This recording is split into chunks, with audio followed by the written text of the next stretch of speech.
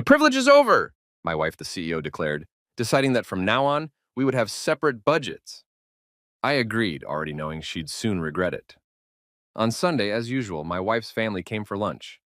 But when my mother-in-law walked into the kitchen, she screamed so loudly that even the neighbors ran out of their houses. It started the same way all corporate takeovers do, with a glass of overpriced wine and a speech no one asked for. Friday evening, post-dinner glow, candles flickering like they were nervous about what was coming. My wife, Clara Reynolds, the visionary CEO of her luxury wellness empire, Serenité by Clara, sat across from me with the posture of someone about to fire a department. Her tone was calm, clinical, the kind of calm you only hear from surgeons or sociopaths. The privilege is over, Lucas, she said. From now on, we'll have separate budgets. She said it like she was unveiling a new product line, clean, confident, completely detached from humanity. I blinked at her, half expecting a PowerPoint slide to appear behind her explaining Phase 1 fiscal independence, separate budgets. That's how my marriage got demoted to an accounting experiment. The thing is, Clara loved to talk about empowerment, especially hers. Ever since Forbes Women in Leadership did a puff piece on her, she'd been walking like she owned oxygen. The article headline was The Woman Who Balances Work, Wellness, and Marriage. Hilarious. I didn't know I was part of her brand strategy. That night, she had just finished hosting her parents, Margaret and Henry Turner, the royalty of passive aggression. They'd come over for dinner, which in Clara's family meant, let's criticize everything and call it sophistication. I'd made roast chicken, golden brown, crispy skin, seasoned to perfection, and Margaret, wearing a string of pearls that looked like they'd seen colonization firsthand, said, a bit dry. I smiled politely and mentally calculated how many hours of therapy it would take to undo that sentence. Then Henry, retired finance consultant turned full-time nuisance, swirled his wine like he was auditioning for Master Sommelier and said, "This bottle's a little too pedestrian." Pedestrian. The man once drank boxed wine on a fishing trip, but now he was suddenly Napa's gatekeeper. Clara, of course, laughed with them. The same fake laugh she uses at galas when someone mispronounces quinoa. The whole dinner felt like an endurance test for my sanity. I cleared plates, poured refills, played the silent husband role, the same one society expects you to master while your wife turns dinner into a TED Talk about female leadership in the age of equity. After her parents left, I thought we'd unwind. Maybe a movie, maybe that rare human thing called conversation. Instead, she set her wine glass down like it was a gavel and delivered her little financial emancipation speech. Lucas, she said, crossing her legs with that CEO flair, I think it's time we both practice more fiscal responsibility. I raised an eyebrow. Fiscal responsibility? You spent $2,000 last week on candles that smell like despair and eucalyptus. They're aromatherapy tools, she replied sharply. And this isn't about spending. It's about independence. Ah, independence, I nodded, sipping my beer. The humble man's aromatherapy. So, separate accounts? Like roommates with shared trauma? Her eyes narrowed. Don't be dramatic. This will be healthy for us. Healthy, that's how she described kale smoothies, fasting retreats, and now our financial divorce. I didn't argue. Not because I agreed, but because I'd learned long ago that debating Clara Reynolds was like debating Siri. She'd talk in loops until you surrendered. I smiled, leaned back, and said, "Sure, let's try it." That smile freaked her out. I could see it. She expected pushback, not compliance. Clara thrived on resistance. It gave her a sense of control. My calmness, that was chaos to her. See, what Clara didn't realize was that I'd been preparing for this moment, unintentionally, but still. I'd watched her morph from the woman who used to dance barefoot in the kitchen to the executive who treated home life like a quarterly report. Every dinner was an agenda. Every weekend, a strategy session. She had meetings scheduled with herself, literally blocked off in her phone calendar. Review life goals, 10 a.m. Saturday. Meanwhile, I was the guy cooking, fixing the Wi-Fi, unclogging the sink, and pretending not to notice that she'd started referring to our marriage as a partnership with evolving expectations. Yeah, I read between those lines. So when she dropped that separate budgets bomb, I didn't take it personally. I took it professionally. Because if she wanted a corporate setup, she'd get one, with interest. After she left for her nightly skincare routine, which takes longer than most building permits, I sat alone at the table, swirling my beer like Henry, thinking about how ridiculous life had become. I used to imagine marriage as laughter, shared dreams, road trips. Turns out, it was more like Shark Tank, except the sharks lived with you and critiqued your grocery list. And yet, even through the absurdity, a strained calm washed over me. I realized this was freedom disguised as insult. Clara thought she was asserting dominance. I saw an opportunity for poetic justice. You don't take back power by shouting, you do it by smiling, waiting, and letting their ego write the ending. The night air coming through the window smelled like rain and possibility. I sat there listening to the faint hum of the city and the louder hum of my fridge, probably judging me too, and thought she's going to regret this by Sunday. See, Clara had this habit of underestimating me. In her mind, she was the ambitious executive, and I was the creative dreamer, which is wife code for unemployed philosopher with Wi-Fi. Never mind that my design firm had quietly landed contracts from 3 mid-tier tech companies. Clients she'd never noticed because they didn't wear suits or host champagne launches. She called my work freelancing. I called it financial survival. Tomato, tomato. Around 10 p.m., she walked back in, hair wrapped in a towel, looking like a spa commercial. Lucas, she said, softer now, don't take it the wrong way. I just think separating our budgets will make things more transparent. Sure, I said. Transparency's good, like glass, fragile but revealing. She frowned. Can we be mature about this? Of course, I said with the calm of a man secretly planning a counterattack. Just let me know which expenses fall under the new regime. Meals, utilities, emotional support. She sighed. Stop joking. I smiled wider. Can't. It's how I cope with capitalism. She rolled her eyes and walked off to bed. I sat there finishing my drink, staring at the flickering candle that had survived dinner's emotional bloodbath. Somewhere in the background, her parents' voices replayed in my head. A bit dry. Pedestrian. Yeah, that sounded about right for the evening. I cleaned up the dishes, because unlike Clara's board members, I actually finish what I start, then poured myself another drink and leaned on the counter. That's when it hit me. If she wanted to separate finances, fine. But I'd separate contributions too. Every meal, every errand, every chore she'd ever ignored, all of it was about to get billed. The realization made me laugh. Out loud. Hard. The kind of laugh that makes you sound slightly unhinged but very self-aware. Separate budgets, I muttered, shaking my head. Okay, Clara, let's see who lasts longer without subsidies. I imagined her Sunday morning face when she realized she'd have to grocery shop alone, carry her own Trader Joe's bags, and maybe even, God forbid, pump gas.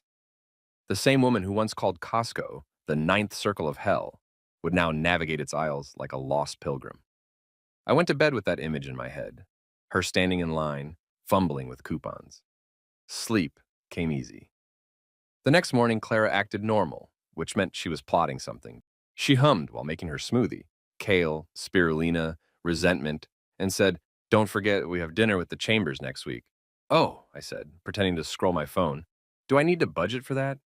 She froze, then smiled tightly. "Funny." "I try," I said, sipping coffee like it was victory. That evening, she texted me a spreadsheet, no joke, outlining her financial independence plan. Categories, percentages, color-coded graphs. She even used her company's font. I almost applauded. It was impressive, in a dystopian sort of way. I replied with a thumbs-up emoji. 5 minutes later, she texted, "This is serious, Lucas." I texted back, "So is inflation." She didn't respond after that, probably drafting a press release titled CEO Initiates Marital Cost-Cutting Measures. But me?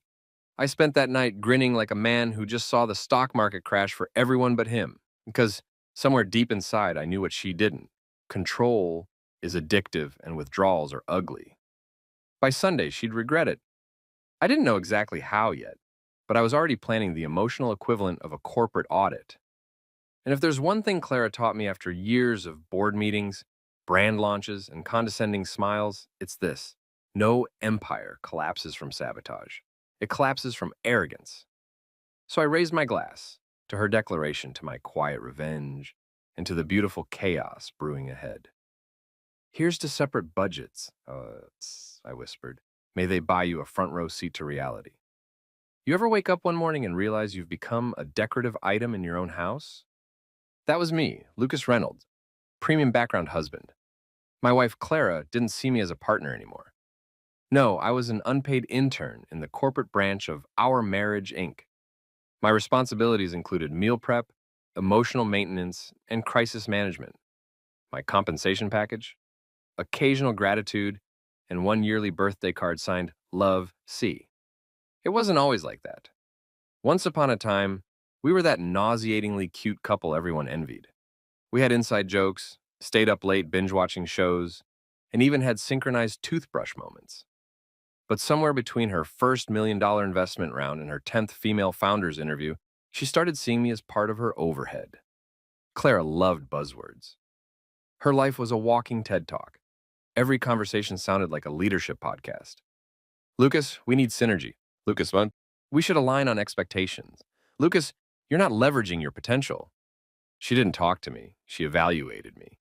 One time, I told her, honey, you talk to me like I'm your employee. She smiled and said, that's because you're the only one I can't fire. Cute, right? Yeah. Real knee slapper. Her latest crusade was this financial independence thing. She'd read one too many self-help books written by women who divorced their husbands and bought villas in Tuscany. Now everything in our marriage had a KPI. She even suggested we schedule intimacy once a week. Thursday nights, 9:30 p.m. sharp. She sent me an Outlook invite titled Strategic Connection. I declined it. The more successful she got, the more invisible I became. She wasn't mean, just clinically detached. She had a board of directors smile and eyes that constantly scanned for profit margins. Meanwhile, I was over here trying to decide if we'd run out of milk. When I did speak up, she treated my words like background noise. I'd say, babe, the sink's leaking. And she'd respond, you know what's really leaking? Market confidence. I swear, I could have been on fire and she would have said, this is a good opportunity to practice self-soothing. It wasn't just Clara, though. The disease spread to her friends, each one an entrepreneur with an Instagram bio that said something like manifesting legacy and limitless living. They loved to talk about supportive partners while sipping champagne purchased with investor money. I used to hang around them during gatherings, smiling like a friendly hostage, until one day I realized I was the only husband still attending. The others had either escaped or filed for emotional bankruptcy. But see, I was different. I wasn't going to explode or storm out dramatically. That's not my style. I believe in slow, sarcastic revenge, the kind that brews quietly, like good whiskey or bad Wi-Fi. It started small. I stopped trying so hard to impress her. No more surprise breakfasts or fixing her printer at midnight. You'd be amazed how fast people panic when the help stops helping. The morning after her separate budgets declaration, she asked why the espresso machine wasn't working. I told her, budget cuts. She didn't laugh. I did.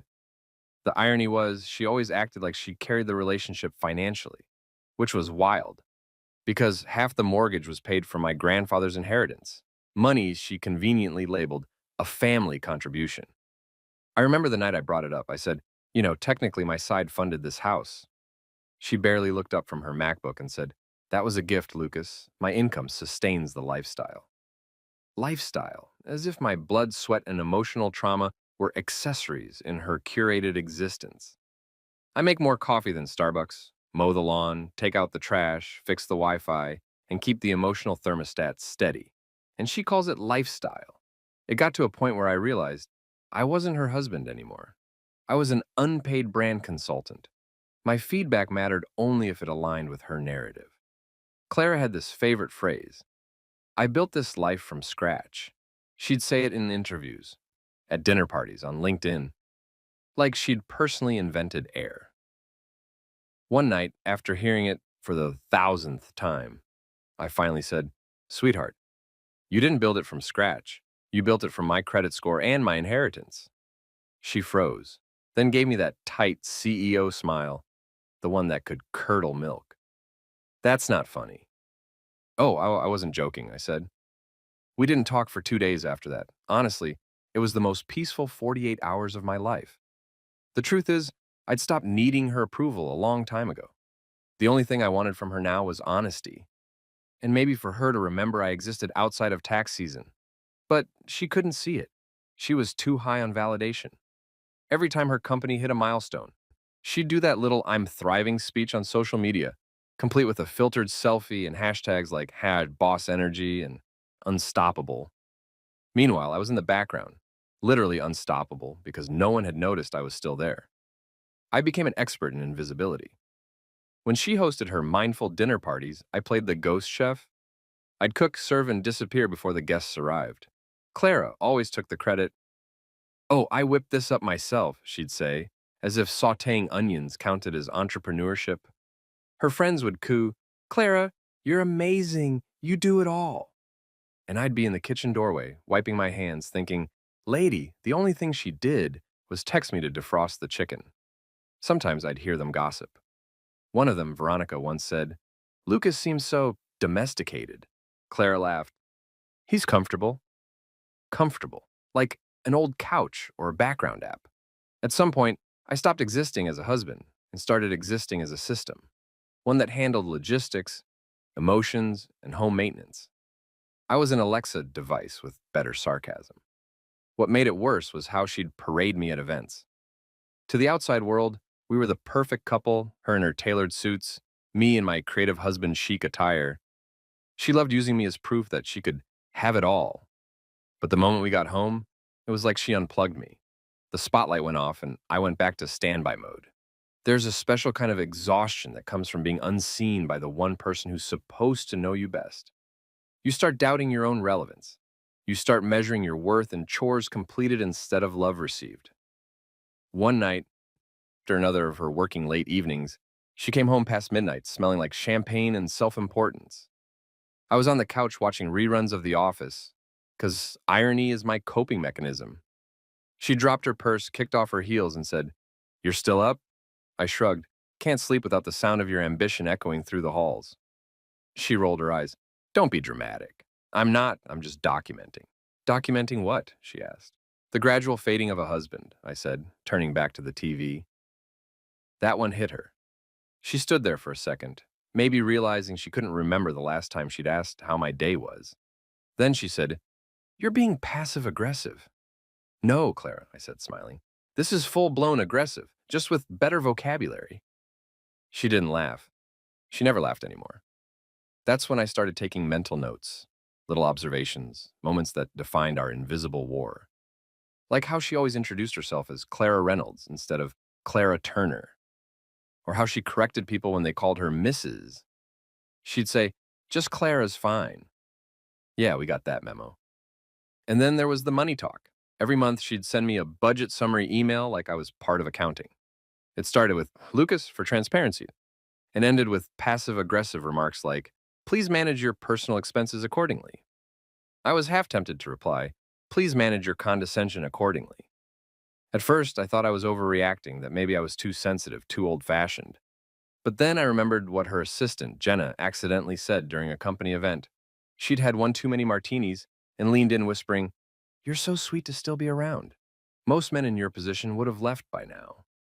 I laughed then, but on the drive home, that line sat in my chest like a brick. Still be around.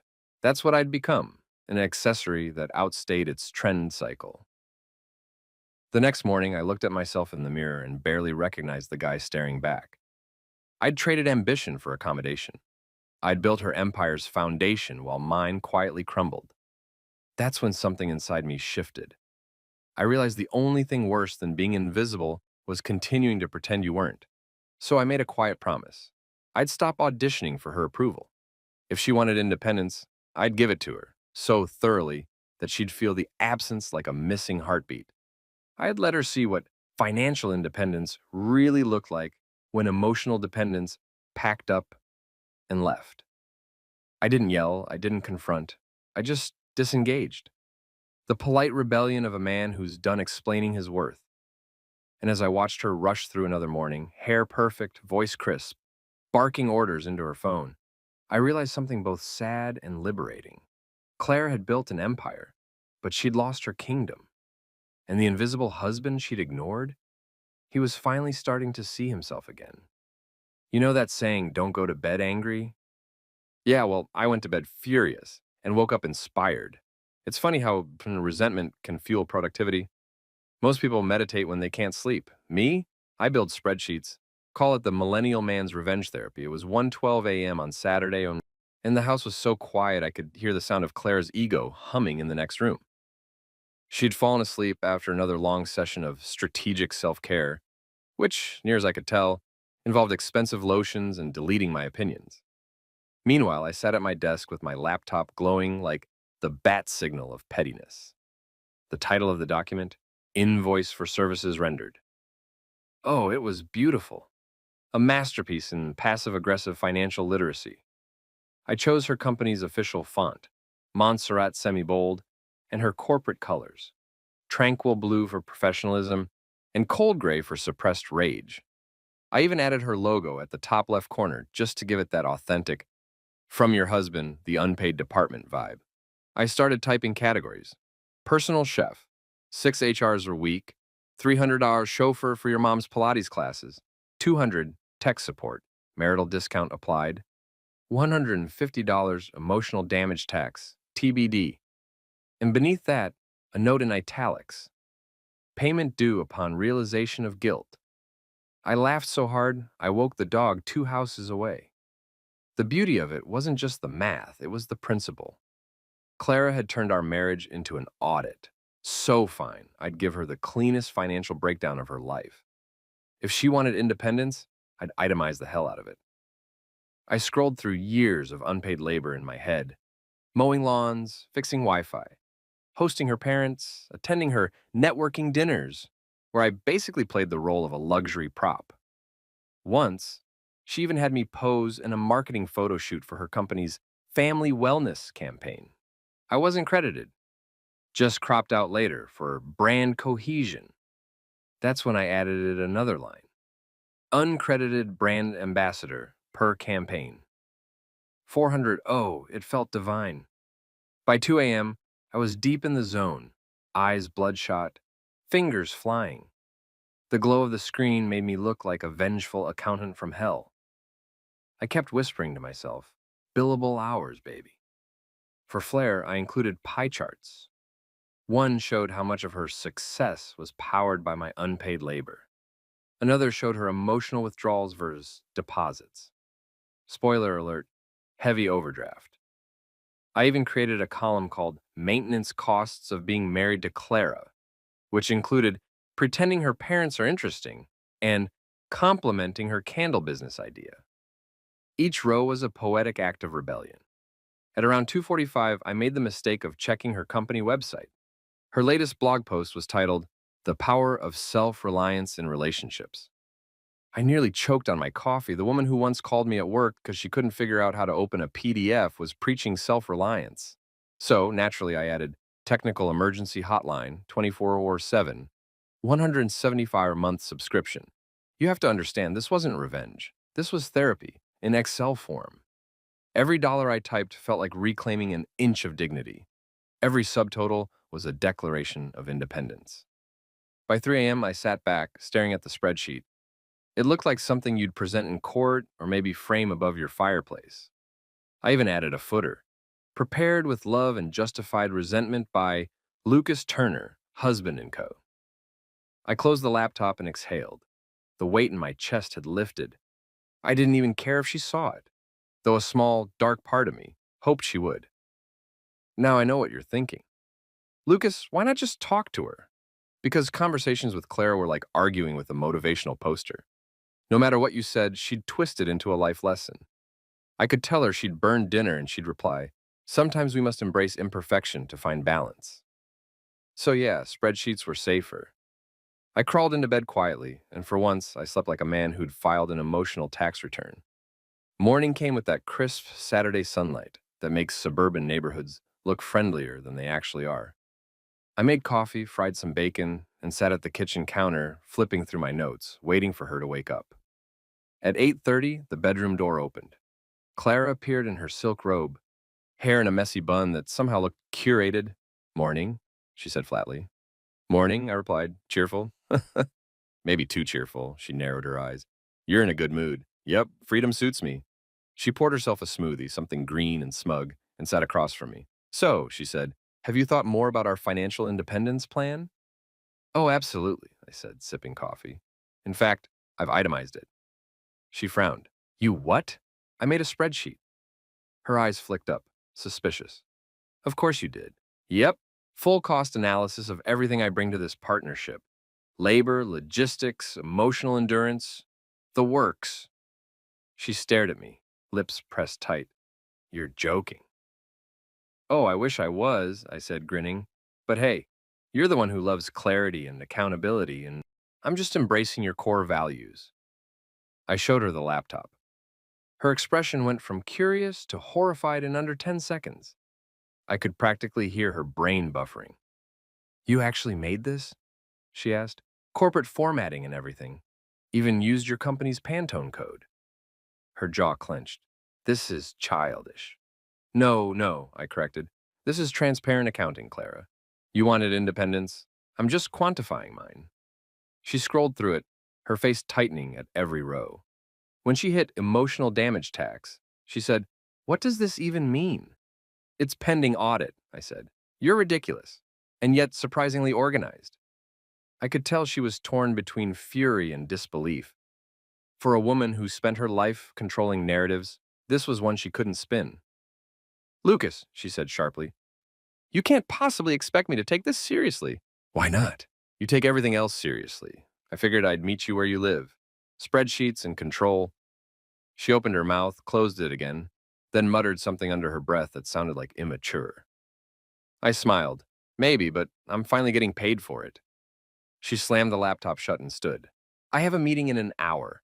I don't have time for your theatrics. Right, of course, I said. Because God forbid emotional labor interferes with your wellness brand. She glared at me for a full 10 seconds before marching off. The robe flared behind her like an offended cape. As soon as she was gone, I reopened the laptop and added one final line. Crisis de-escalation services. Post-argument, 250 HR, click, save, satisfaction. Around noon, my buddy Sam dropped by.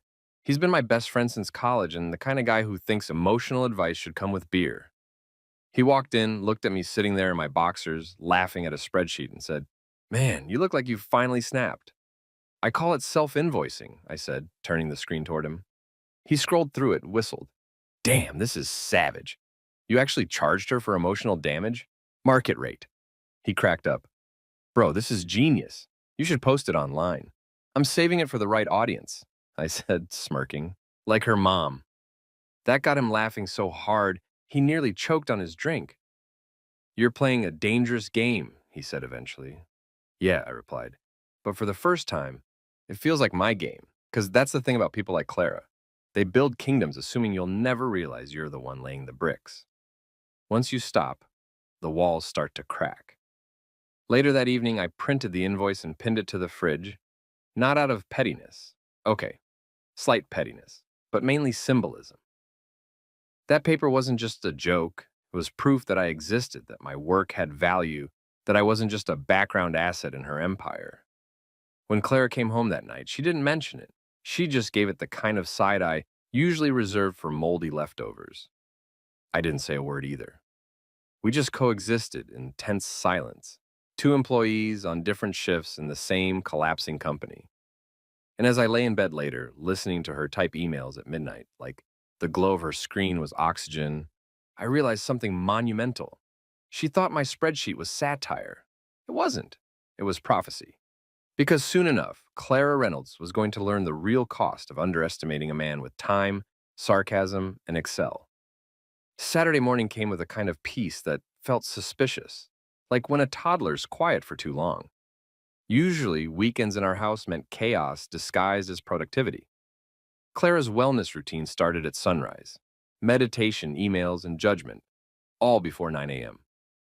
But that morning, I woke up before her, rolled over, and realized I didn't care. I lay there for a moment, staring at the ceiling fan spinning like the wheel of misfortune, and smiled. Today, I wasn't the unpaid intern of Clara Reynolds Enterprises.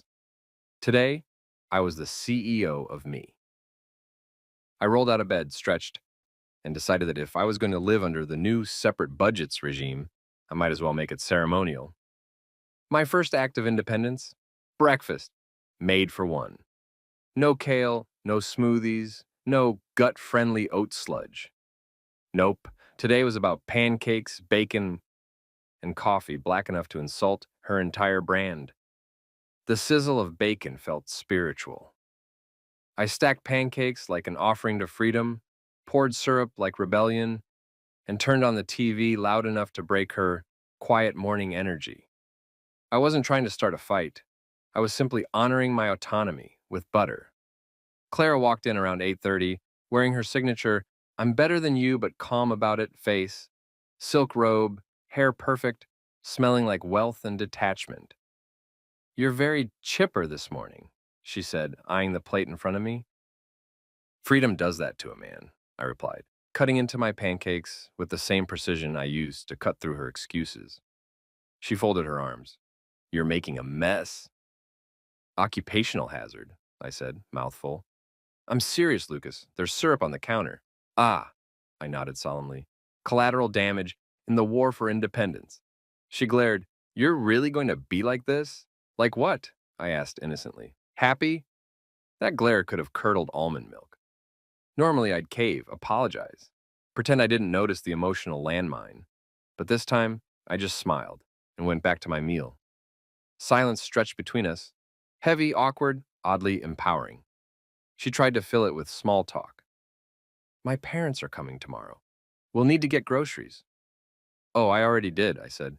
"Good," she replied, softening slightly. "Did you get the usual?" "Nope."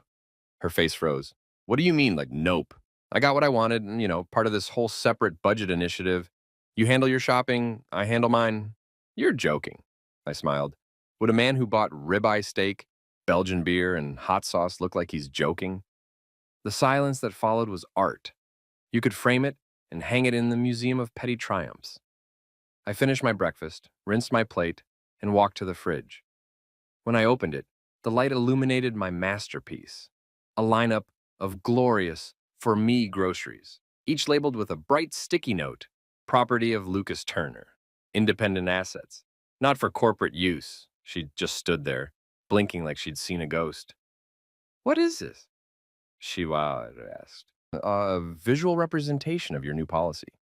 "You labeled your food?" "Of course, transparency, right? You said it yourself, clarity is key." She looked like she was calculating the cost of divorce lawyers by the minute. "You're being childish." "No, Clara," I said, smiling sweetly. "I'm being compliant." That's the thing about people like her. They love control until you start following their rules with enthusiasm. I grabbed my beer from the fridge, cracked it open, and said, "Well, enjoy your shopping trip. I've got a full schedule of relaxation ahead." She blinked. "You're drinking beer at 10 a.m.? According to my budget, yes." I left her there, frozen between fury and disbelief, and went to sit outside on the porch. The autumn air felt different, lighter, like freedom had oxygen. I watched neighbors walking their dogs, kids biking, the world spinning on like none of them knew a quiet marital revolution was happening behind my front door. For the first time in a long while, I wasn't thinking about how to keep Clara happy. I was thinking about myself, my wants, my peace. It was like realizing you'd been holding your breath for years.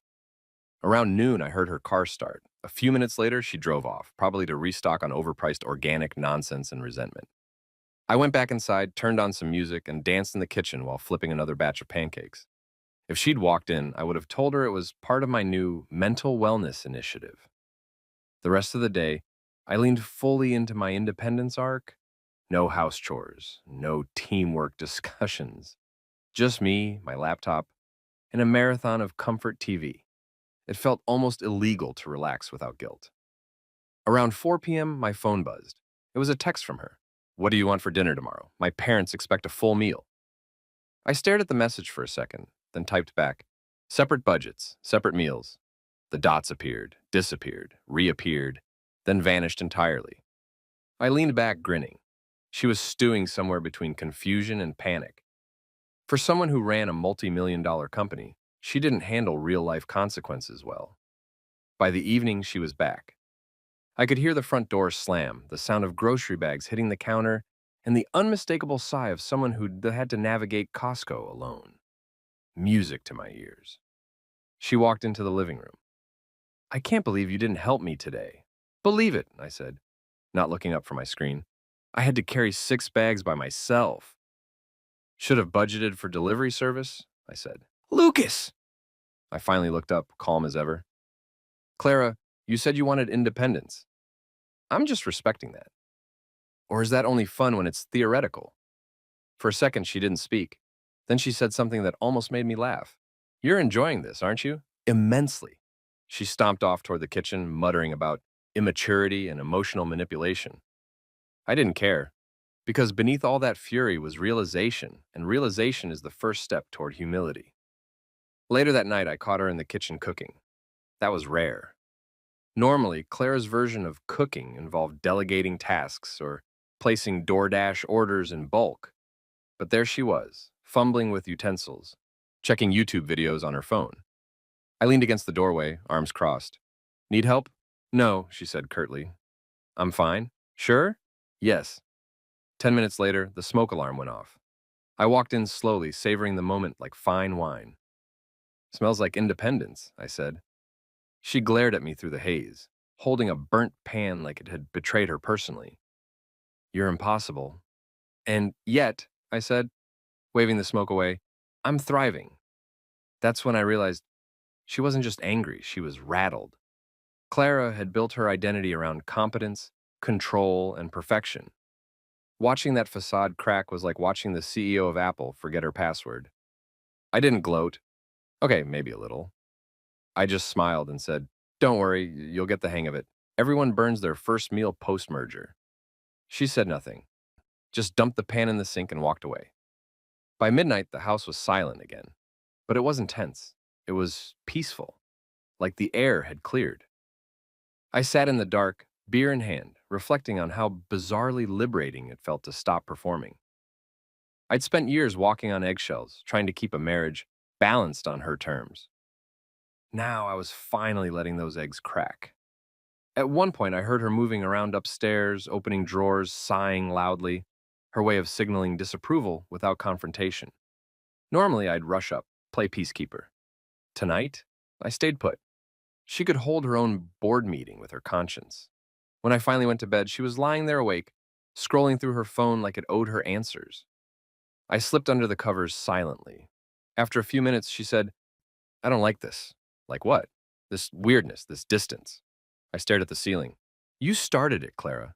I just wanted fairness." "And you got it," I said. "Fairness means boundaries, budgets, consequences, the full package." She didn't reply. I think part of her wanted to fight, but another part realized she'd already lost control of the narrative. As I drifted off, I couldn't help but smile. She'd built a world where everything had to be branded, budgeted, and optimized. But you can't optimize emotion. You can't spreadsheet love. And you sure as hell can't turn a marriage into a merger without losing something human along the way. That night, I dreamed of laughter, space, and a fridge full of steak with my name on it. When I woke up, I knew one thing for certain. Tomorrow, Sunday, was going to be historic. Because the Turners were coming over. And if Clara thought Saturday silence was uncomfortable, she hadn't seen anything yet.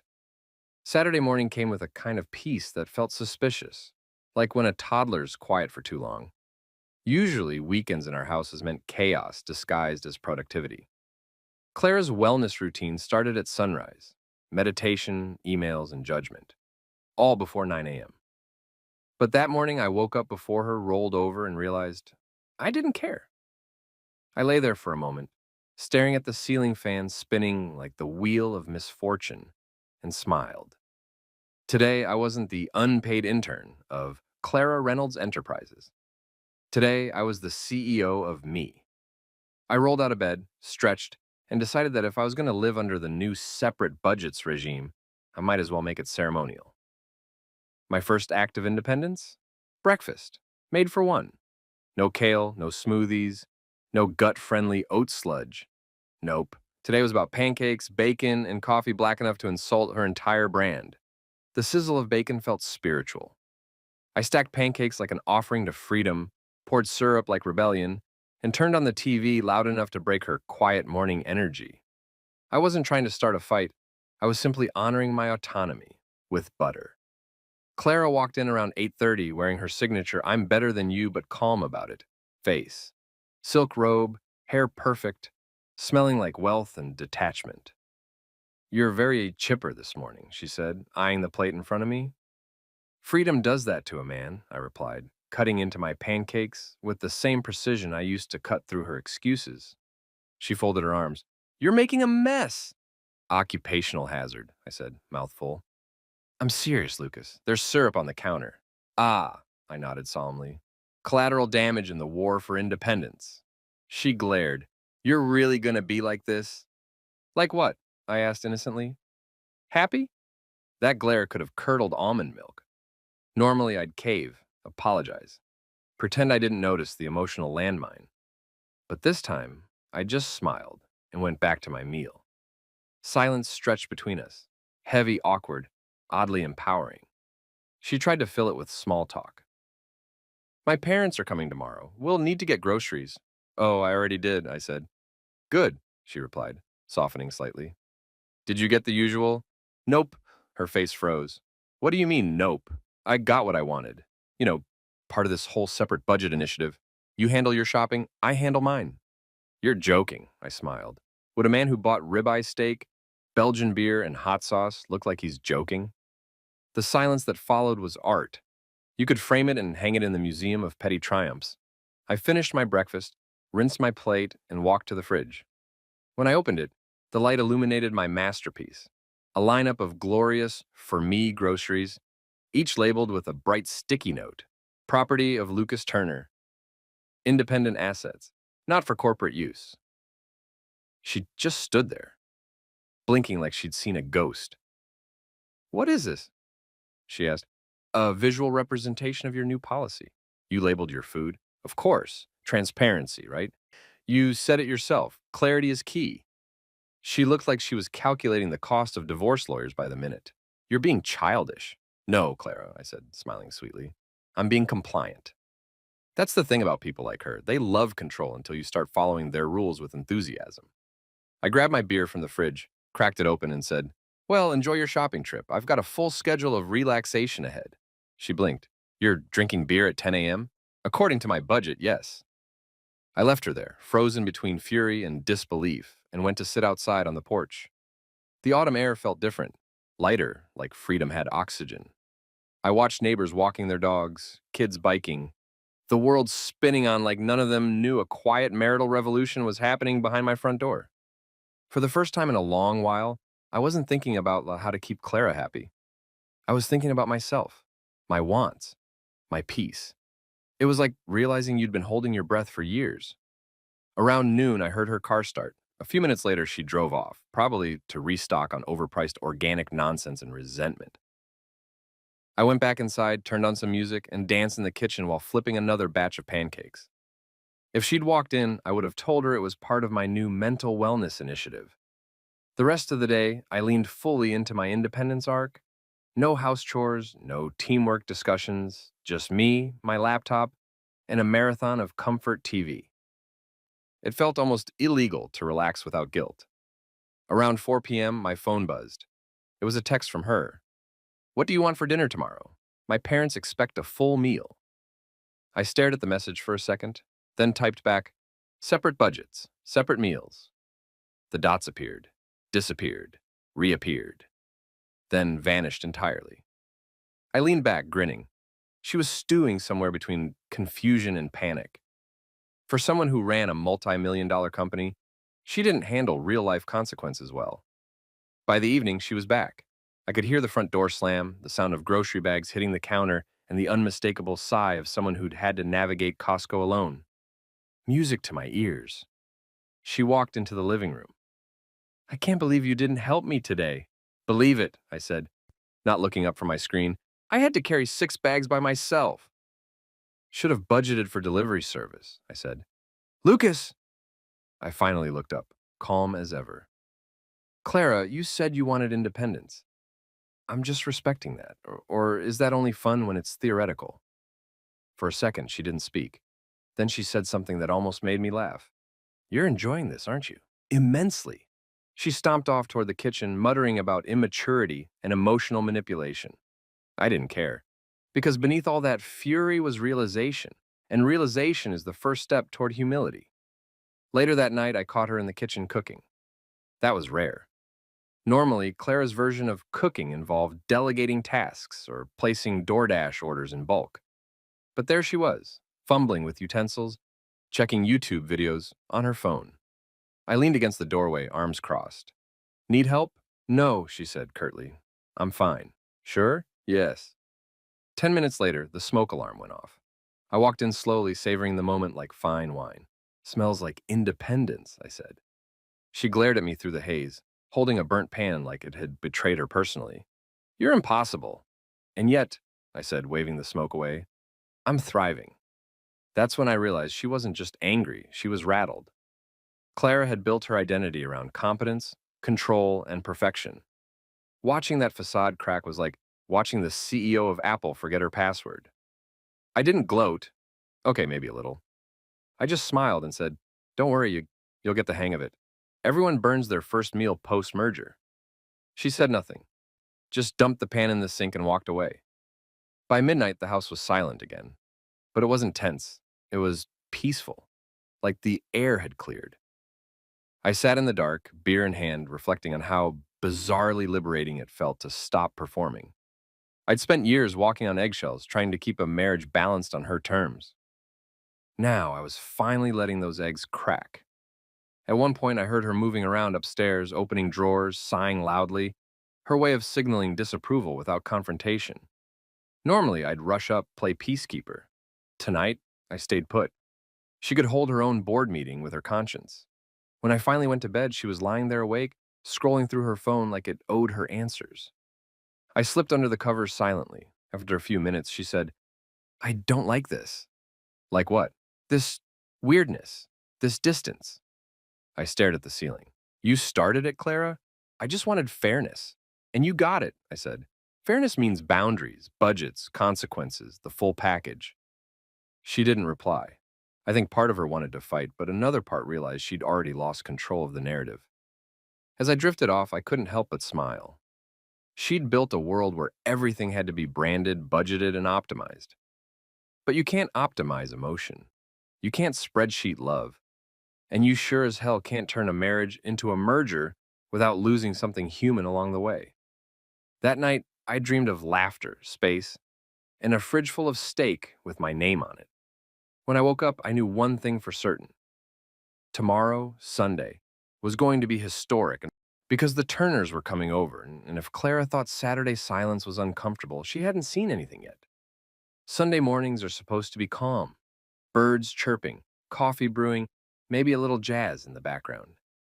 Ours started with silence, not the peaceful kind, the kind that hums with unspoken threats, the kind that says, something's about to blow up and it's not the coffee pot. The Turners, Clara's parents, were coming over for lunch. That sentence alone should qualify for emotional hazard pay. Margaret Turner, professional critic and part-time human smoke detector, and Henry Turner, retired banker turned walking spreadsheet, were punctual to the minute. If they said 1 o'clock, you could set your watch to their judgment. Normally, I'd spend Sunday mornings prepping their elite dining experience. Slow roasting, garnishing, making sure Margaret had a gluten-free, joy-free option. I'd even light candles to mask the scent of my resentment. But this wasn't a normal Sunday. This was post-budget war Sunday, and I was a new man.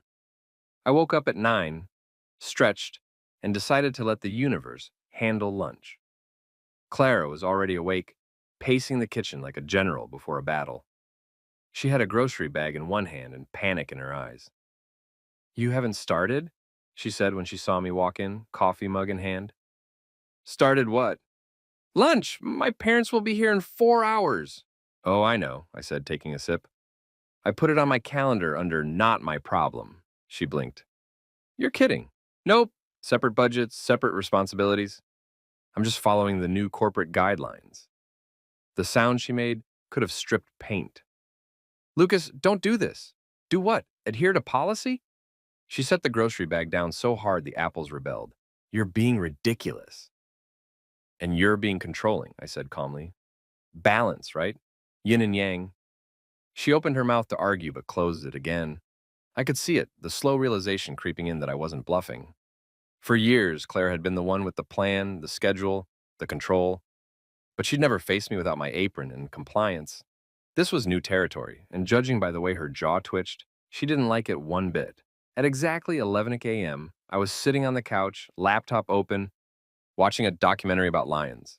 Because nothing says healthy marriage like watching a pride devour a zebra while your wife implodes in the kitchen. The irony was beautiful. Lucas, she called, voice sharp. Can you at least set the table? Sure, I said without looking up. Set it for how many? Just you and your parents, right? Separate dining budgets. She stomped into the living room. This isn't funny. I turned the volume up a little. You're right, it's hilarious. Her hands went to her hips. You're trying to embarrass me. No, Clara, I'm just giving you the independence you asked for. Consider it immersive learning. She stood there, glaring for a full 10 seconds before storming back into the kitchen. Somewhere in there, a pot clattered to the floor. I smiled. The sound of progress. By noon, she'd gone from stressed to frantic. I heard the blender, the oven, the occasional curse word she usually replaced with ugh in polite company. I considered helping, then remembered the spreadsheet taped to the fridge that clearly said independent meal prep, Clara's responsibility. Instead, I opened another beer and watched the clock. I knew the Turners would arrive exactly at 1, wearing judgment like designer cologne. And I couldn't wait. At 12:58, the doorbell rang, of course. Punctuality runs in their DNA. Clara wiped her hands, straightened her dress, and whispered, Please, just behave. Define behave, I said. Don't make this worse. Worse? Oh, no, Clara. This is me improving communication. She gave me that tight CEO smile, the one that hides panic behind teeth. Then she opened the door. There they were, the Turners in all their glory. Henry with his pressed beige blazer and permanent squint, like the world was a poorly written report. Margaret clutching her purse like it contained state secrets. Clara, darling, Margaret sang, stepping in. Oh, it smells interesting. Henry sniffed the air. Is that paprika? It's an experiment, Clara said, forcing a laugh. A new recipe. Ah, Henry nodded. Brave. I was leaning against the counter, beer in hand, watching like a man front row at a comedy show. Welcome, folks. Margaret glanced at me and offered that smile mothers-in-law reserve for people they don't think deserve their daughter. Lucas, how are you? Financially independent, I said. Clara shot me a warning look so sharp it could have sliced bread. Margaret's smile faltered. Oh, good for you? Henry peered around the kitchen. No roast this time, Lucas? I shrugged. Budget cuts. Silence. Beautiful, uncomfortable silence. Clara rushed to fill it. We thought we'd do something lighter today. Margaret's eyes landed on the counter, half-cooked vegetables, a confused salad, and something in the oven that looked more like a crime scene than a casserole. Oh, she said. Well, it certainly looks intentional. Henry adjusted his glasses. Did you burn something? I took another sip of beer. Just expectations.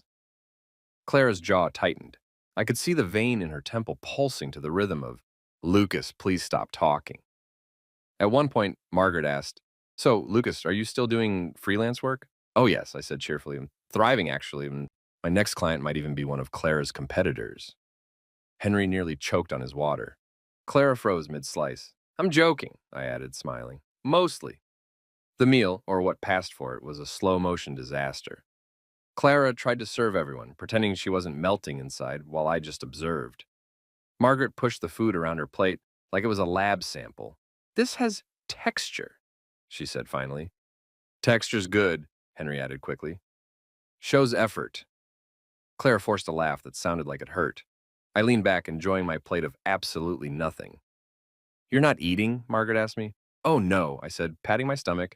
I've got my own groceries, ribeye waiting for me later. Separate meal plans, you know how it is. Margaret blinked. Separate what? Claire nearly dropped her fork. Lucas, I turned to her, all innocence. What? Transparency, right? Your parents should know about your exciting new marital policies. Henry looked at her, frowning. What's he talking about? Clara's smile froze. It's just something we're trying. Margaret leaned in, scandal lighting up her face like Christmas. You're dividing expenses with your husband? I nodded. She calls it financial independence. I call it a free trial of reality. Margaret gasped. Clara, dear, that's absurd. Henry adjusted his tie. That's not how partnerships work. Clara's eyes darted between them and me. It's empowering. Oh, it's empowering, all right, and I said, standing. I even empowered myself to stop cooking for everyone. Balance. Lucas! She sauntered, but it was too late. The words were out there, fluttering in the air like receipts after a refund. Margaret, horrified, turned toward the kitchen. Well, I'd at least like to see what's in the fridge. I almost laughed. I almost warned her. But fate deserved her moment. She strutted toward the fridge, heels clicking like a countdown timer. I leaned against the counter, watching. Clara whispered, Mom, maybe don't. But Margaret had already opened the door.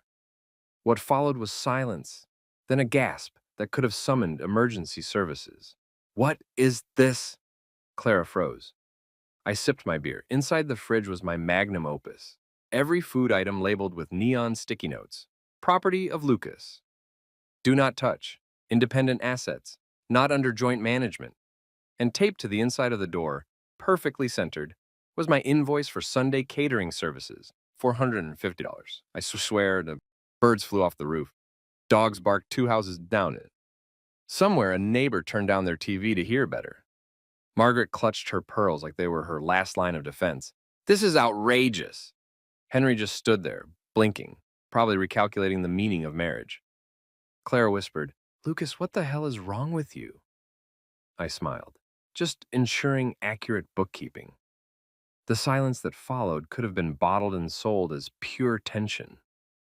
Margaret turned to Clara, voice trembling with scandal. Is this how you run your household?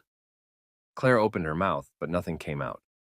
For once, the great communicator had no words. I finished my beer and set it down gently and said, If you'll excuse me, I need to check on my independence.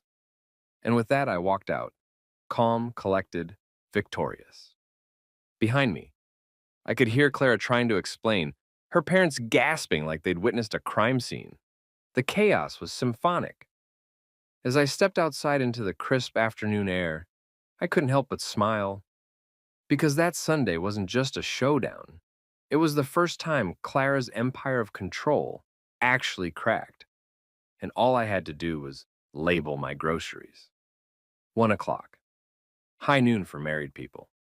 The Turners were seated in our dining room, faces set like they'd been sculpted by disapproval itself. Clara hovered by the table, trying to pretend this was a normal Sunday meal and not a live stream meltdown.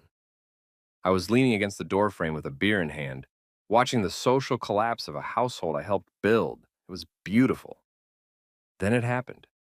The moment I didn't know I was waiting for, but would remember forever. Margaret Turner, a woman so composed she once complained that funerals were too casual, stood up and glided to the kitchen. Maybe she was looking for a salad dressing to save the disaster meal. Maybe she was hoping to find proof I'd been raised by wolves. Either way, she opened the fridge door like a queen expecting tribute. And then she screamed. Not a ladylike gasp or a small shriek. A full-body, opera-level scream that rattled the spices and sent our golden retriever into existential panic. You could feel it in your soul and probably hear it 3 blocks away. I swear birds took off from the roof. Somewhere, a car alarm went off in solidarity. And me? I just took a sip of beer and whispered, Showtime. What on earth is this? Margaret bellowed, pointing into the refrigerator like it had insulted her bloodline. Clara froze mid-sentence, eyes wide, and then sprinted over. Henry stood up slowly, his finance brain probably calculating the divorce cost per decibel. From where I stood, I could see the inside of the fridge, my private gallery of petty art. Sticky notes in neon colors plastered everywhere. Private property, independent meal prep, not under joint management. And my personal favorite, a bright orange note on the vegan butter that read, Budget Restricted. Front and center, taped to the door in bold font and corporate perfection, was my invoice for Sunday catering services, $450. The Turners stared as if I'd staged a crime scene. Margaret turned on me, horror in her eyes. Lucas, explain yourself this instant. Of course, I said pleasantly. That's the new marital structure. Separate budgets mean I only cover my portion. If Clara wants a family meal, there's a service fee. It's all very transparent. Henry blinked. Transparent? Crystal. I said, check the bottom. Discount applied for long-term clients. Margaret looked like she was about to faint into the condiments. Clara, you cannot be serious. Clara snatched the invoice off the fridge, crumpled it, and hissed, Lucas, you've gone too far. Too far? I raised a brow. Sweetheart, we crossed too far when you called our marriage a budget line. She flushed red. Margaret pressed a hand to her chest. Henry rubbed his forehead like he was auditing the situation. Then came the neighbors. Because, of course, when someone screams loud enough to trigger car alarms, the entire neighborhood comes sniffing around like it's a Netflix premiere. Through the open window, I could see Mrs. Lang from next door peering over the hedge, phone in hand, ready to record. Fantastic. We were about to trend on next door. Clara realized it too and snapped, Close the window! I shrugged. Why? Transparency. Margaret was still ranting, something about decency and upbringing. Henry, say something. Henry cleared his throat. Well, technically, if they did agree to separate budgets, Henry, Margaret snapped. Then this is a logical outcome, he finished sheepishly. I grinned. Finally, someone who understands the economics of emotional labor. Clara spun on me. Stop being smug. I'm not smug, I said. I'm liberated. Liberated, Margaret echoed, like I'd just confessed to tax fraud. Clara looked ready to implode. Her voice shook. Lucas, you need to apologize to my mother right now. For what? Labeling my food? For being ridiculous. So clarity is ridiculous now. I nodded gravely. Got it. Noted for future team meetings. Margaret threw her hands up. This is humiliating, Henry murmured. Well, the labels are legible. If looks could kill, Henry would have been a widower before dessert. The whole scene was a symphony of disaster. Clara frantically trying to restore order, her parents debating the definition of marriage, and me sipping beer like I was judging a reality show called Who Wants to Be a Functional Family? Then came the moment that truly earned the chapter's title. Margaret opened the freezer. I'd forgotten about that part. She stared at it, frozen, no pun intended, before screaming again, even louder than before. The kind of scream that vibrates through drywall. Inside the freezer, among the ice packs and leftover pizza rolls, was a large sign I'd made at 2 a.m. the night before, in bold black letters, Independent Assets. Keep out of reach of control freaks. That one was for me. Margaret slammed the freezer shut and turned to Clara. You married a madman! I bowed slightly, certified and licensed. Clara was trembling now, half rage, half shock. This isn't funny, Lucas. You've embarrassed me in front of my family. Correction, I said. You embarrassed yourself when you turned a marriage into a spreadsheet. She grabbed the fridge door handle and slammed it so hard the magnets rattled off. Enough, but the damage was done. Mrs. Lang was filming through the window, and I could already picture the caption, Couple at 43 Elm Street debates late-stage capitalism via fridge. Clara noticed her too and groaned. Oh my God, the neighbors are watching. Well, I said, tell them to take notes. Could save their marriages. Margaret snapped her handbag shut. Henry, we're leaving. Gladly, he murmured, already heading for the door. Clara rushed after them. Mom, Dad, please, it's not what it looks like. Oh, really? Margaret turned back. Because it looks like your husband is charging you rent for food, I called after her. A service fee, actually, taxes included. The door slammed so hard the walls shook. Silence fell again, the kind that only happens after a nuclear event. You could hear the fridge humming in shock. Clara stood there, hands on her temples, eyes closed. For a moment, I almost felt bad, almost. Then she spoke, voice low and dangerous. I hope you're happy. I grinned, ecstatic. She opened her eyes, glared at me, and said, You've ruined everything. No, I said, walking past her to grab another beer. I just showed you what everything really costs. She didn't reply. just stood there, breathing hard. I half expected her to throw something, but instead she grabbed her keys and stormed out. The door slammed again. The second door in 10 minutes to file for retirement. And then it was just me. Me in the quiet. The scent of burnt vegetables still lingered. The fridge light flickered softly behind the notes, and I felt something I hadn't felt in months. Peace. I wandered over to the window. Mrs. Lang was still out there, pretending to trim her roses while eyeing our house like a true crime enthusiast. I raised my beer in a toast. She pretended to cough. Then I laughed. A deep, honest laugh. The kind that comes from the gut after you've survived a small war. Because for the first time in our entire marriage, I had forced Clara Reynolds to see me. Not as her assistant, not as her support system, but as a man who refused to be managed. I sat on the couch, opened my laptop, and typed a new document title, After Action Report. Under it, I wrote, 1. Operation Budget Divide, Success. 2. Enemy Forces, Paternal Unit and Matriarch Turner, retreated. 3. Collateral damage, minimal, some burnt casserole, one neighbor's rosebush. 4. Morale, high. I was still smiling when my phone buzzed. A text from Sam. Dude, was that your wife's mom screaming? Half the street heard. I replied, yes, financial revolution achieved. You're insane, productively. After that, I took a nap on the couch like a man who just won a court case he didn't file. When I woke up around 6, the sun was setting and the house was still empty. Clara hadn't come back. Good. She needed time to sit with her reflection, and maybe with a budget spreadsheet that finally had a human cost column. I made myself a steak, cracked open another beer, and ate at the table alone. It was quiet, simple, and honest. No pretense, no performance. Just me and the sound of my own satisfaction. Halfway through the meal, the door opened. Clara walked in wearing that defeated look corporate executives get after a PR crisis. Her makeup was smudged, her eyes red. She stopped when she saw me. Enjoying yourself? She asked quietly. Very. She hesitated, then sat down across from me. For a moment, neither of us spoke. The air was thick with everything we weren't saying. Finally, she sighed. I didn't think you'd actually go through with it. Neither did I admitted, but here we are. She looked down at her hands. Do you hate me that much? I put my fork down. I don't hate you, Clara. I just got tired of feeling like an employee in my own marriage. Her eyes met mine, and for the first time in months, I saw a flicker of the woman I fell in love with. The one who used to laugh at bad jokes and eat pizza on the floor with Clara sat across from me like she was about to negotiate a merger with the devil. And for once, the devil had a beer and a steak. The silence between us wasn't ordinary silence. It was shareholder meeting silence, the kind that comes right before someone gets fired. Her voice was steady but low. I never meant for things to get this bad.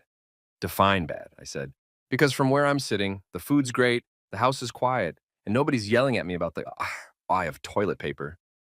Her nostrils flared. You humiliated me, Lucas. I nodded slowly. You made our marriage a financial experiment. I just provided data. She groaned, rubbing her temples. God, you sound like my CFO. Finally, I said. Some recognition for my unpaid role. She shot me a look that could strip paint. You think this is funny, don't you? Clara, it's the first funny thing that's happened in years. You've got to admit, your mother's scream had perfect acoustics. The neighbors thought we were filming a horror movie. She covered her face with her hands. They probably did.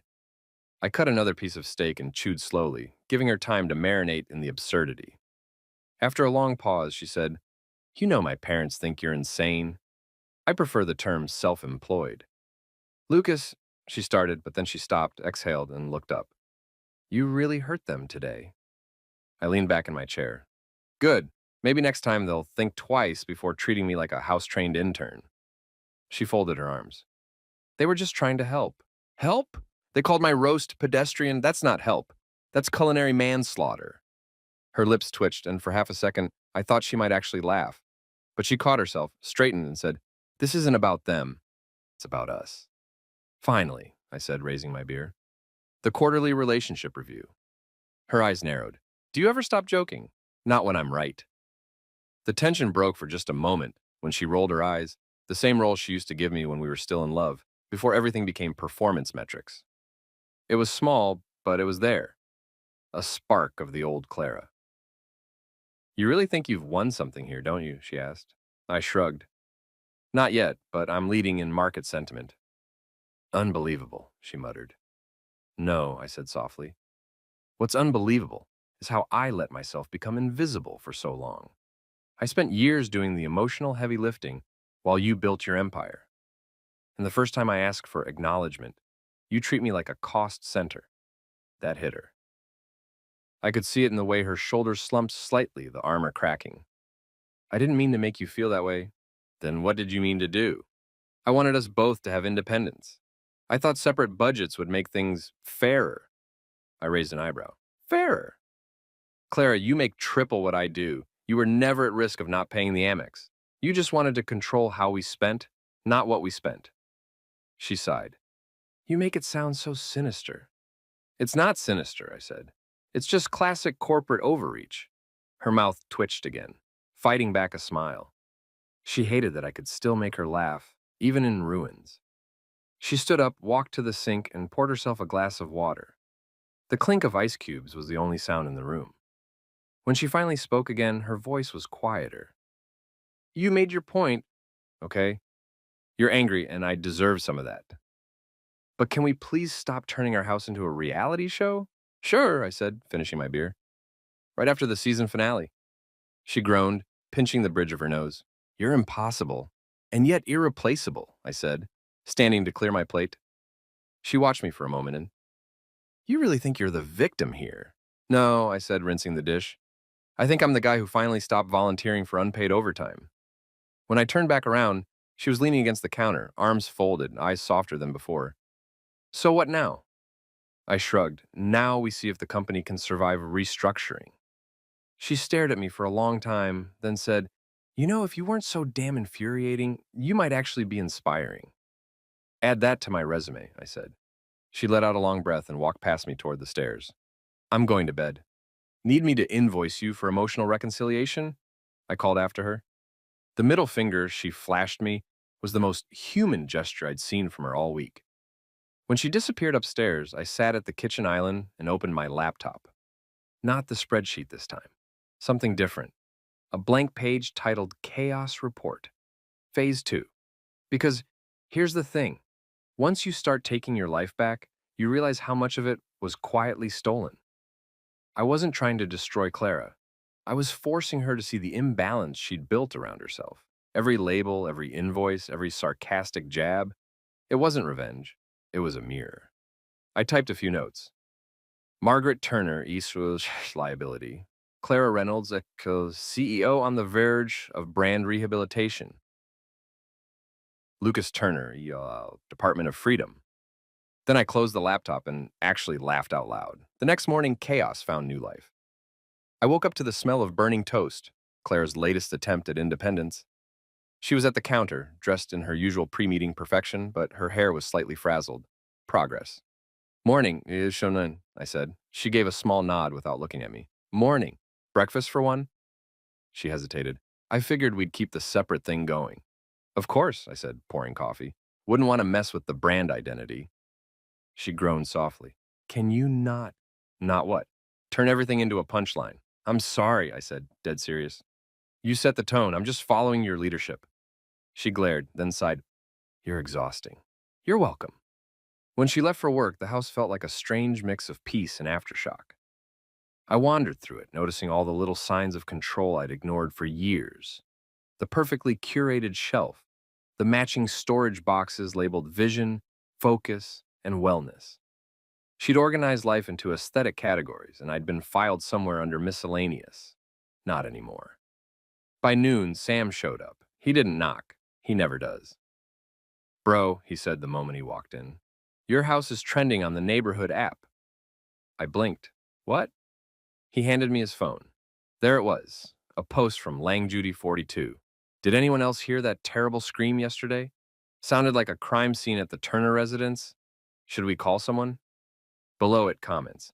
Probably just a marital dispute. Again, those two are either divorcing or starring in a sitcom. Can confirm, I saw the husband holding a beer and smiling. Sam was laughing so hard he nearly dropped his phone. Dude, you're a legend. I grinned. Finally, some positive press. He looked around the kitchen and spotted the sticky notes still clinging to the fridge. You're keeping them up? Brand consistency, I said. He whistled. You really went nuclear. I said. I prefer to think of it as corporate transparency. We spent the afternoon joking about it, but underneath the laughter was something heavier. Sam finally said, You know she's probably not done, right? Claire's the type to rebrand after a PR disaster. I'm counting on it, I said. Maybe she'll learn to read the fine print this time. When he left, I sat on the couch and thought about everything that had happened. The scream, the chaos, the silence that followed. For the first time, I didn't feel like a failure or a villain. I felt balance. Later that evening, Clara came home early, unusual for her. She stood at the doorway for a second before speaking. We need to talk. About the hostile takeover, I asked. She ignored the joke. About us. I gestured toward the couch. Have a seat, Ms. Reynolds. She sat, took a deep breath, and said, You made me look at myself today, and I didn't like what I saw. That caught me off guard. She continued, voice trembling slightly. I've been treating everything, including you, like a business problem. It's what I'm good at. Control makes me feel safe. Yeah, I said softly. And being controlled makes me feel disposable, she nodded. I know, and I'm sorry. The room went quiet. For a second, I thought maybe, just maybe, we were crossing back into something real. But then she added, However, you can't keep mocking me publicly. My reputation. I held up a hand. And there it is, the sequel. Lucas, I'm serious. So am I. You care more about your reputation than your relationship. That's the problem, Clara. Not the fridge, not the labels, not even your parents. It's that you treat your marriage like a brand partnership. She looked down at her hands. Maybe I don't know how to stop. Then start small, I said. Try saying sorry without a press release attached. She actually laughed, softly but real. You're infuriating. I know, and I said, but I'm also right. She shook her head. You really think you've changed things? Oh, I know I have, I said, standing. You can't unhear your mother's scream. That made her laugh harder despite herself, and for the first time in months, the laughter wasn't sarcastic. It was human, messy, alive. I didn't know if this was reconciliation or just the eye of the storm, but one thing was clear. The illusion of her perfect control was gone. The Turner dynasty had cracked, and inside the wreckage, something resembling honesty was starting to grow. And as she sat there, still chuckling, shaking her head at the absurdity of it all, I realized the chaos hadn't destroyed us. It had finally made us real. Monday morning arrived, pretending to be ordinary, but even the sunlight felt like it was tiptoeing around our house. The Turner household was now an active war zone under a temporary ceasefire. Clara made coffee without speaking. I buttered toast like I was diffusing explosives. Every clink of a spoon sounded like a threat. She was dressed for power. Navy suit, white blouse, hair in that ruthless bun that made interns cry. I was in sweats and a t-shirt that said, World's Okayest Husband. Irony was my armor.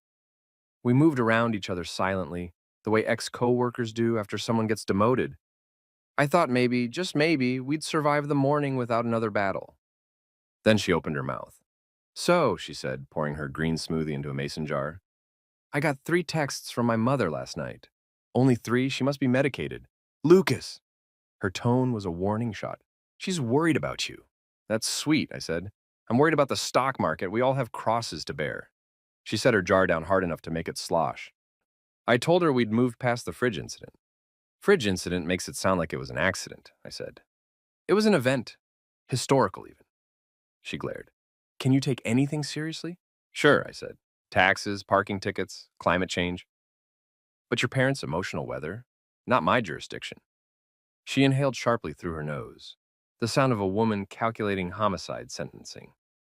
Anyway, she said, Mom and Dad think we should consider counseling.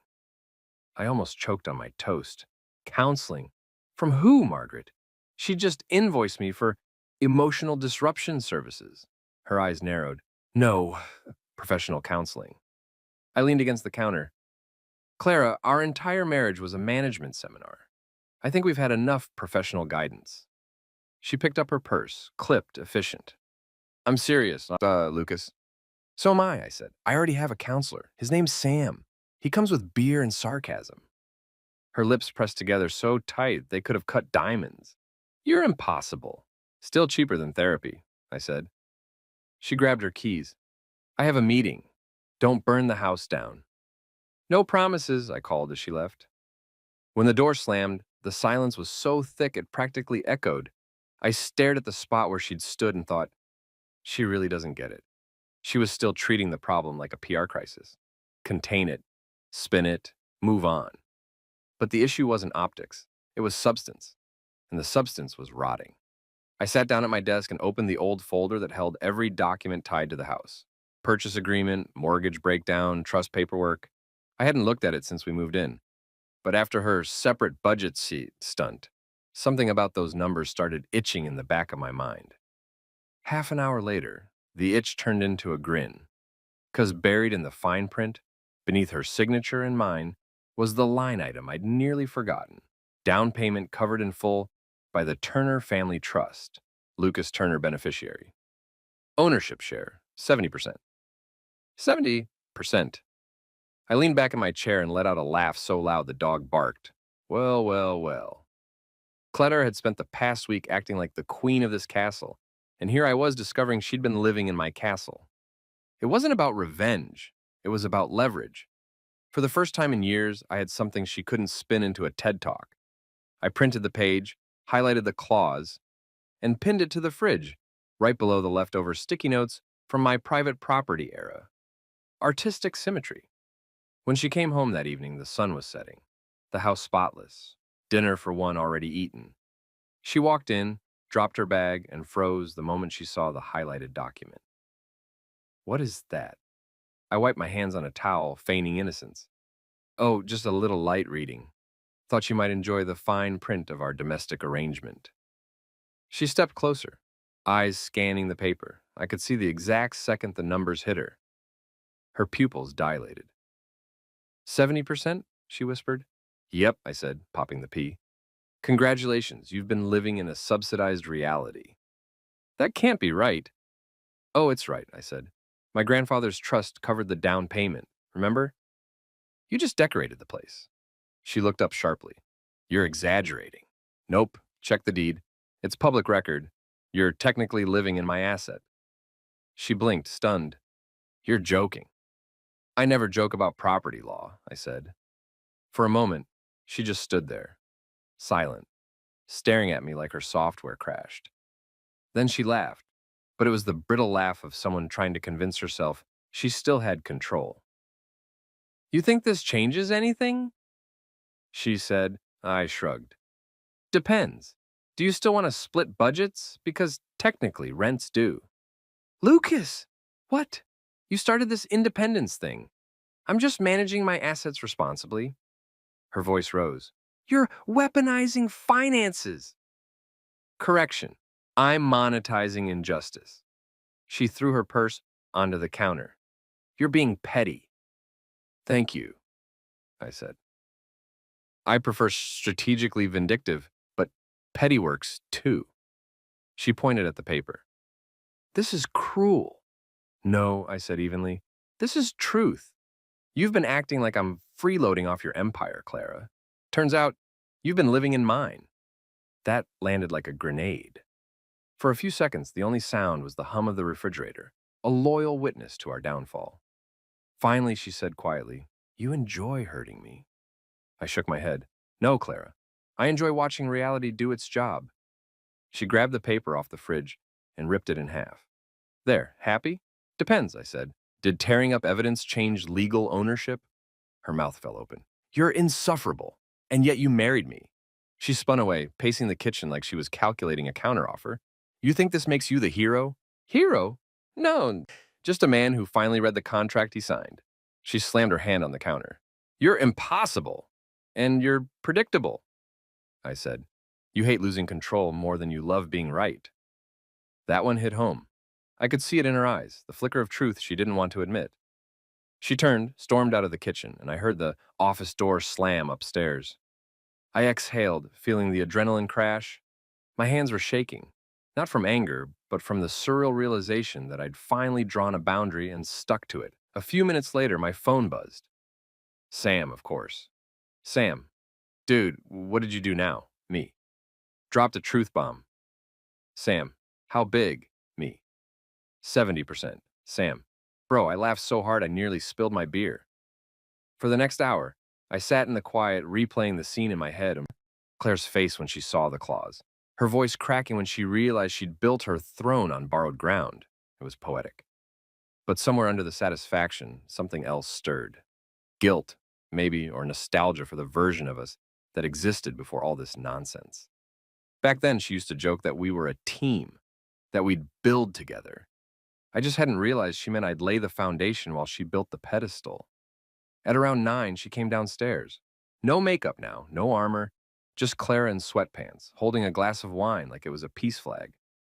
Can we talk? She asked. I nodded, cautious. Sure. She sat across from me at the table. I didn't know about the trust percentage. I really didn't. I believe you, I said.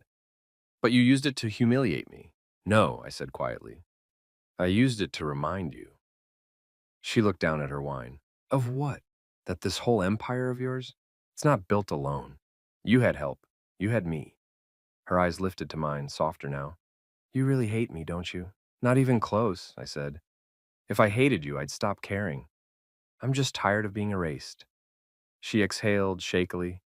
I don't know how to fix this. Start by admitting you broke it, I said. She nodded slowly. You're right. I blinked. Say that again? You're right, she repeated, louder this time. There, I said it, don't gloat. Too late, I said, smiling despite myself. She rolled her eyes but smiled too, faintly. You're impossible. And yet oddly lovable, I said. The corner of her mouth lifted. For a split second, we weren't CEO and sarcastic husband. We were just two people trying not to laugh at the mess we'd made. Then, as always, the corporate Clara rebooted. But seriously, she said, what happens next? You've made your point. Next, I leaned back. Next, we figure out if we're partners or competitors. She stared at me, then whispered, what if I don't know the difference anymore? Then it's time you learn, I said. She nodded slowly, stood and started upstairs. At the bottom of the steps, she paused. For what it's worth, she said without turning around. Thank you for reminding me what humility feels like. Any time, I said. I bill hourly.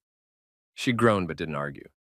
When she disappeared into the bedroom, I sat there alone, staring at the torn document on the counter.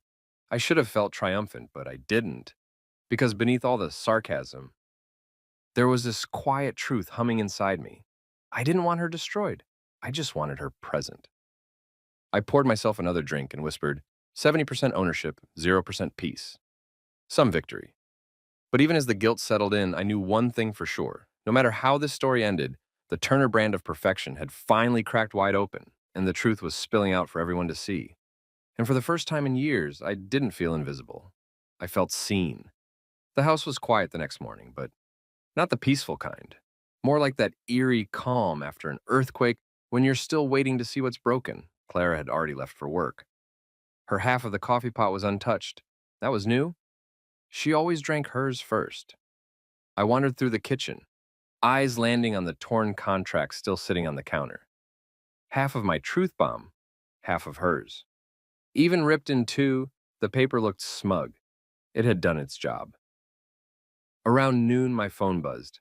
A text from Henry Turner, of all people. Regarding recent domestic events, discretion is advised. Translation?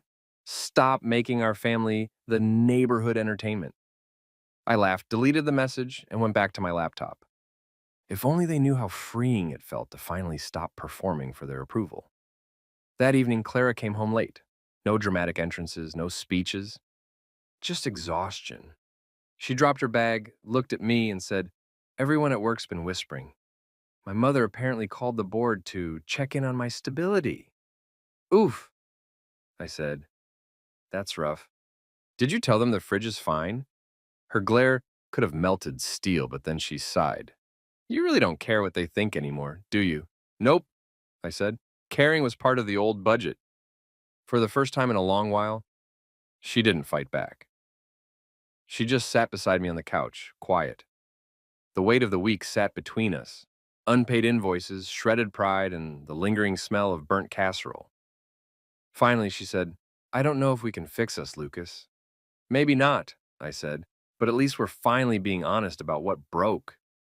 She nodded slowly, eyes tired but sincere. You know, she murmured. For a guy who labels his groceries, you're surprisingly insightful. I smiled. Occupational hazard of surviving a corporate marriage. We sat there in silence. Awkward, fragile, human. No spreadsheets, no PR spin. Just two people trying to remember what love looked like before it came with performance metrics. And for the first time in weeks, the quiet didn't feel hostile. It felt like the start of something real. It's funny how peace doesn't make a sound. After all the yelling, spreadsheets, and fridge warfare, silence felt like a luxury item. A month later, the house was sold. Clara handled the realtors with her usual precision. I just signed where needed and let her take the furniture she'd curated. I kept the coffee maker and the dog. Fair trade. She moved into a sleek downtown apartment. Minimalist, expensive, lonely.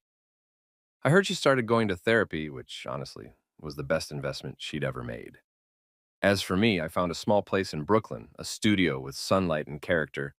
Two things our marriage had been missing. I turned my freelance design gig into a real business. Turner Creative Studio. My first client, ironically, one of Clara's competitors. The universe really does have a sense of humor. Every Friday, I pour a glass of whiskey, sit by the window, and watch the city lights blink like Morse code messages from freedom itself. People ask if I miss her. Sometimes, yeah. Not the CEO version, the real Clara. The one who laughed in diners and made me promise we'd never become one of those couples. We did, though. But the thing about endings, they teach you beginnings. So I toast to that Friday night when she said, the privilege is over. She thought she was cutting me off. Turns out she freed me. Now the fridge is mine alone. No sticky notes, no labels, just space. And every time I open it, I smile. Because that scream everyone still talks about, that wasn't chaos. That was freedom ringing.